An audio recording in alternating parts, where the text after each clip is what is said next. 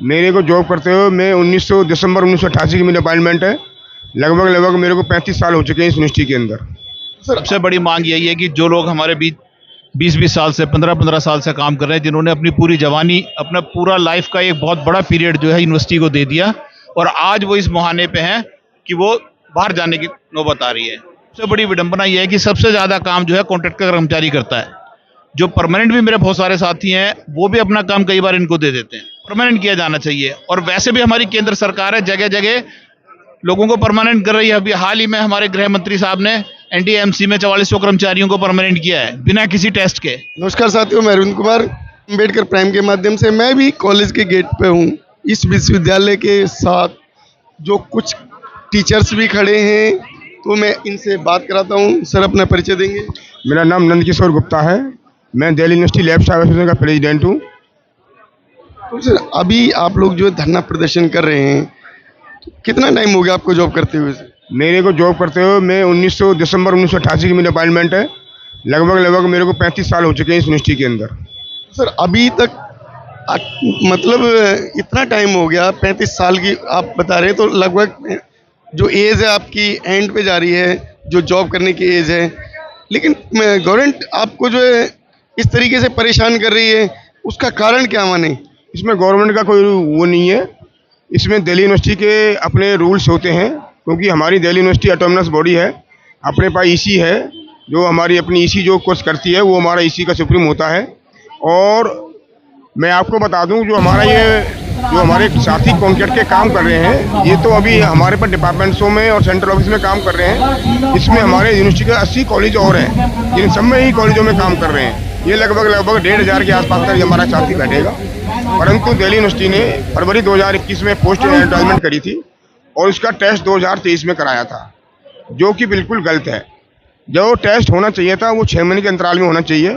2016 के अंदर डीओपीटी के रूल नए आए हैं, और उनमें ये लिखा गया है, उनमें ये कहा गया है डीओपीटी के रूल्स के अंदर कि आपको 2016 में 6 मंथ के अंदर एडवर्टाइजमेंट से लेकर अपॉइंटमेंट तक आपको सारे कार्य करने हैं। परंतु आज 2.5 साल हो चुका है, 2.5 साल तक भी अभी पोस्टें अपॉइंटमेंट हमारी नहीं हो पाई हैं। दूसरा, जो इन्होंने पोस्टें एडवर्टाइजमेंट करी थी, लगभग 52 कैडर इन्होंने एडवर्टाइजमेंट करे थे। सबसे पहले इन्होंने एमबीबीएस डॉक्टर्स करे थे, जो हमारा हेल्थ सेंटर है डीयू के अंदर। उसके बाद एआर डीआर जो भी इन्होंने करे, सेक्शन ऑफिसर, असिस्टेंट और भी इंजीनियर्स भी थे। लगभग 52 कैडर थे टोटल मिला के। परंतु इन्होंने सबसे पहले जो अपॉइंटमेंट्स करी हैं, वो नीचे से करी हैं, जैसे laboratory attendant, library attendant, JCT, क्योंकि वह पोस्टें बहुत ज़्यादा हैं। ऊपर से इन्होंने इसलिए नहीं करा क्योंकि ऊपर जो है वो डॉक्टर्स वगैरह में बहुत कम लोग फार्म भरते हैं, और वहाँ पे ज़्यादा इनका नहीं होता है। हमारा कहने का तात्पर्य है कि आप अपॉइंटमेंट करिए, हमें ज़रूरत है स्टाफ की, हमें ज़रूरत है। परंतु जो हमारे साथी सिस्टम में काम कर रहे हैं पिछले 20-20 साल से, उनका भी कोई तरीका बनाया जाए, मैकेनिज्म बनाया जाए, और उनको भी सिस्टम में लाया जाए। तो जिस समय भर्तियां की थी, उस समय ये नियम लागू नहीं था क्या? नहीं, उस समय नियम लागू नहीं था। उस समय भर्तियाँ करी गई थी, उस समय भी इनके सबका टेस्ट हुआ है, और अपनी क्वालिफिकेशन के हिसाब से सारे लोग आए हैं, चाहे वो लैब में है, चाहे लाइब्रेरी में, चाहे जेसीटी में। सबने अपने अपने टेस्ट, उस समय टेस्ट का माहौल था, वो उस समय टेस्ट दिए थे इन लोगों ने, इंटरव्यू दिया था। इंटरव्यू के बेस पे सारे सिलेक्शन हुए थे। परंतु जो ये रूल चेंज हुए हैं, ये जो रूल बाद में चेंज हुए हैं टेस्ट देने का, पर ये आए तो सिस्टम से हैं, बिना सिस्टम थोड़ी आए, और वैकेंसी पोस्ट के अगेंस्ट आए। कोई ये थोड़ी है कि ये बाहर से आ गए हैं। सारे जो जितनी सैंक्शन पोस्टें होती हैं, उनके ही अगेंस्ट आए हुए हैं। एक भी बंदा बाहर से नहीं है, और ना ही कोई फालतू रखा गया है। तो सर, ये जो आप लोग धरना प्रदर्शन दे रहे हैं, तो ये आपके स्टाफ से ही है? जी। आपको कितने टाइम हो गया? मैं राजेश होमरे को 18 साल हो गई केमिस्ट्री डिपार्टमेंट में। तो अभी आप भी मतलब बाहर कॉन्टेक्ट पे हूँ। हमारे एग्जाम सेंटर के थ्रू ये हम फेल हो गए। अब ये बताइए ना, मैं और मेरा बेटा दोनों एक साथ एग्जाम देंगी, तो जो बच्चा आज पढ़ा वो पास होगा, मैं कहाँ से पास हो पाऊंगा? मैं कहाँ से पास होऊंगा? मैं मेरे बच्चे दो एग्जाम दिए, मैं तो पास ही हो पाऊंगा। मैंने आज से 30 साल पहले 10th किया, मेरे को क्या पता क्या है। जो काम मैं कराऊँ मेरे से मेरे काम के नहीं पूछे जाए।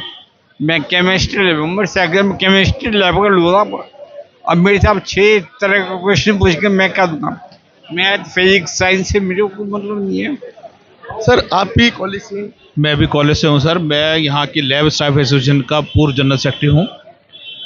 और हम लोग जो 25 जुलाई से जो यहाँ धरना दे रहे हैं कॉन्ट्रैक्ट कर्मचारियों के लिए, इसमें सबसे बड़ी मांग यही है कि जो लोग हमारे बीच 20-20 साल से 15-15 साल से काम कर रहे हैं, जिन्होंने अपनी पूरी जवानी, अपना पूरा लाइफ का एक बहुत बड़ा पीरियड जो है यूनिवर्सिटी को दे दिया, और आज वो इस मुहाने पे हैं कि वो बाहर जाने की नौबत आ रही है। जैसे मेरे अभी बताया, अभी आप साथ जो खड़े हुए थे, ये लगभग मुश्किल से इनकी नौकरी 5-7 साल की बची होगी। मतलब पूरी लाइफ इनको कॉन्ट्रैक्ट पे काम करते हुए निकल गई, और अब ये क्या टेस्ट दे पाएंगे? आज के जो बच्चे पढ़ करके आ रहे हैं उनसे ये क्या कम्पीट कर पाएंगे? यहाँ की सबसे बड़ी विडंबना यह है कि सबसे ज़्यादा काम जो है कॉन्ट्रैक्ट का कर्मचारी करता है। जो परमानेंट भी मेरे बहुत सारे साथी हैं वो भी अपना काम कई बार इनको दे देते हैं। तो सबसे ज़्यादा काम करते हैं, अपने घर का भी देखना है, अपने बच्चों को भी देखना है, तो इनके पास पढ़ने का टाइम कहाँ बचता है? कैसे कम्पीट करेंगे ये नए बच्चों के साथ? तो इनके एक्सपीरियंस को ध्यान में रखते हुए इनको परमानेंट किया जाना चाहिए। और वैसे भी हमारी केंद्र सरकार है, जगह जगह लोगों को परमानेंट कर रही है। अभी हाल ही में हमारे गृह मंत्री साहब ने एनडीएमसी में 4400 कर्मचारियों को परमानेंट किया है बिना किसी टेस्ट के। हम कहते हैं इनके लिए भी कोई ऐसा मैकेनिज्म निकाला जाए जिससे कि ये लोग सिस्टम में बने रहें, और ये बड़े अच्छे से यूनिवर्सिटी को चला रहे हैं। जो यूनिवर्सिटी की रैंकिंग पिछले दिनों ऊपर आई है वो सब इन साथियों की मेहनत का नतीजा है, खाली ऑफिसर्स की वजह से नहीं है। ये जो साथी अपना काम बहुत ईमानदारी और लगन से कर रहे हैं, और इतने साल से जब काम कर रहे हैं, अच्छा काम है, तभी आप इनको रख रहे हो। सीधी सी बात है, 20 साल से जो आदमी आप कंटिन्यू करा रहे हो तो उसका वर्क कंडक्ट बहुत बढ़िया होगा, तभी आप उसको बार बार एक्सटेंशन दे रहे हो। हर 6 महीने बाद इनको एक्सटेंशन दी जाती है, और आज आप आके इनको कह रहे हो जब उम्र के इस पड़ाव पे आगे कि ये निकम्मे है। तो हमारी तो इस दिल्ली यूनिवर्सिटी प्रशासन से यही रिक्वेस्ट है कि हम बिल्कुल शांतिपूर्ण धरना यहाँ कर रहे हैं, और हमारी बात को जल्द से जल्द सुना जाए। जो हमारी 2-3 मीटिंग हुई है, और कल जो हमारी मीटिंग हुई है खासतौर पर बहुत पॉजिटिव रही है, और इसको जल्दी से जल्दी कागजों में उतार करके इम्प्लीमेंट किया जाए। सर ये जो यूनिवर्सिटी जो है वो दिल्ली गवर्नमेंट के अंडर में है या सेंट्रल गवर्नमेंट के अंदर? ये सेंट्रल गवर्नमेंट की यूनिवर्सिटी है सर। इसमें जो रूल्स चलते हैं वो सेंट्रल गवर्नमेंट के चलते हैं सारे। तो जब सेंट्रल गवर्नमेंट के हैं तो सेंट्रल गवर्नमेंट जो है, आप जो है उनसे आपने बात की है? नहीं, सेंट्रल गवर्नमेंट से नहीं, हमारी एक्चुअली में ये ऑटोनोमस बॉडी है। हमारे जो वीसी है, वाइस चांसलर साहब हैं, वो ही सब सर्वाधिकार संपन्न है। पूरी यूनिवर्सिटी में जो वो चाहेंगे वो कर सकते हैं। लेकिन उनको तो ऑर्डर से जो भी मिलता है वो सेंटर से मिलता है, अगर सेंट्रल गवर्नमेंट से है तो। हाँ नहीं, सेंटर को से बिल्कुल मिलता है, लेकिन वहां से कोई आपत्ति नहीं है उन चीजों में। सेंटर को आपत्ति ना हो तो जो है बीसी को आपत्ति क्या हो सकती है? नहीं, वीसी को वो अपने लेवल पे आपत्ति ले रहे हैं। वो कह रहे हैं जी मैं ऐसे नहीं कर सकता बिना टेस्ट के। हम तो कह रहे हैं आप इनका यूनिवर्सिटी लेवल पे टेस्ट कराइए ना। यूनिवर्सिटी में कम से कम 70-80 हज़ार बच्चे यहाँ पढ़ रहे हैं, उनका टेस्ट हर साल कराते हैं ना, हर सेमेस्टर में यहाँ पेपर होता है ना, पेपर भी होता है, चेक भी होता है, रिजल्ट भी निकालते हैं, सब कुछ निकालते हैं। तो इनका भी आप एक डिपार्टमेंटल टेस्ट ले लीजिए। क्यों बाहर की एजेंसी को दे रहे हो इनको? लेकिन अगर टेस्ट इस उम्र में अगर दिया तो क्या उम्मीद करते हैं कि कितने लोग पास हो जाएंगे? नहीं, लेकिन टेस्ट इनको इनके काम से संबंधित ज्यादा सवाल दिए जाए ना सर। उसमें आप अगर एकेडमिक से रिलेटेड सवाल देंगे तो ये कहाँ कर पाएंगे? जो ये काम इतने 20-20 साल से कर रहे हैं, इनके वर्क से रिलेटेड सवाल हैं, उसमें ज्यादा रखे जाए, उसको ज्यादा वेटेज दी जाए। तो सर जैसा कि हमारे साथ एक और बुजुर्ग खड़े हुए हैं, सर आप अपनी एज बताइए पहले। मेरे जो है 59 साल उम्र है, 1 साल रह गया मेरे नौकरी का। मैं स्वामी श्रद्धानंद कॉलेज का प्रधान हूँ, स्वामी श्रद्धानंद कॉलेज का प्रधान, अलीपुर, दिल्ली 36। तो अभी आप इस मतलब जो ग्रुप में शामिल क्यों हैं? हम तो सन 90 से शामिल हैं इसमें, सन 90 से इस यूनियन में हम शामिल हैं। तो ये यूनियन 90 से चल रही है, अभी तक आप लोगों को परमानेंट नहीं किया गया? नहीं, हम तो परमानेंट है, हम तो परमानेंट है। जो हमारे कॉन्ट्रैक्ट पे बच्चे लगे हुए हैं, कर्मचारी भाई लगे हुए हैं, इनका विषय चला हुआ है। अब भाई ये 25-25 साल हो लिए इनको, 20-20 साल हो लिए इनको, पक्का नहीं करेगा और दूसरे आदमी लगा लिए हुए, इसलिए हम यहाँ धरने बैठे। ये हमारे पास आए, हमारे डूको के प्रधान देवेंद्र शर्मा जी के पास जाए और महासचिव रविंद्र पांडे के पास आए, तो इन्होंने एप्लीकेशन दी, इन्होंने फिर धरना दिया। अकबर चौधरी को पक्का करो या फिर धरना देंगे, उन्होंने मान ली नहीं अब तक की बात। कल मीटिंग हुई है इनकी, कल मीटिंग में पास करा कि हम इनको पक्का करेंगे। इसलिए हम धरने से चल रहे हैं। 15 तारीख का टाइम और धरा है। अब 15 तारीख तक हम आपको, आज इनको लिखित रूप में देना था, लिखित रूप में इनको देना था, अब भाई इनको पक्के करा जाए, कोई लेटर देना था, लेटर इनके नहीं दिया। इनकी आज शाम तक बाट देखी हमने, 4 बजे तक बाट देखी, नहीं मिला। तो अब ये है, कल भी दे सकते हैं हमें लेटर में, लेटर पक्का कल भी दे सकते हैं। और 15 दिन का ये टाइम मांग रही है अथॉरिटी, वाइस चांसलर 15 दिन का टाइम मांग रहा है, तो क्या पता 15 दिन में दे ही दे। सर अगर किसी वजह से ये कल जो है इन्होंने जो आश्वासन दिया आपको नहीं करते हैं, तब क्या स्टेप होगा? नहीं तो ये कंटिन्यू चलेगा सर हमारा धरना, इंडेफिनेट धरना है सर ये, जब तक ये बच्चे परमानेंट नहीं होंगे, इनका कोई ऐसा मैकेनिज्म नहीं निकाला जाएगा, हम लोग यहाँ से जाने वाले नहीं हैं। हम ये लगा लो, हम तो परमानेंट है इस यूनिवर्सिटी में। हमारी जो यूनियन है वो इनका केस लड़ रही है, जिसके कि हमारे जो प्रधान जी हैं वो देवेंद्र शर्मा जी हैं, और महासचिव जी जो है इसके रविंद्र पांडे जी हैं।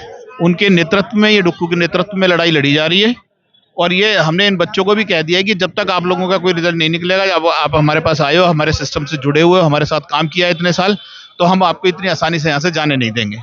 इसमें जो सभी लोग हैं वो सभी जातियों से हैं या कुल एक दो जातियों के लोग हैं सर, अलग अलग पोस्टों पे काम कर रहे हैं ये हाँ, कोई क्लर्क है, कोई ऑफिस में कर रहा है, कोई लाइब्रेरी में कर रहा है, कोई लेबोरेटरी में कर रहा है, ये सभी जगह के साथी हैं। इसमें पूरी यूनिवर्सिटी के जितने भी कॉलेजेस हैं, उन वहाँ से परमानेंट साथी भी सब हम इनका सपोर्ट कर रहे हैं।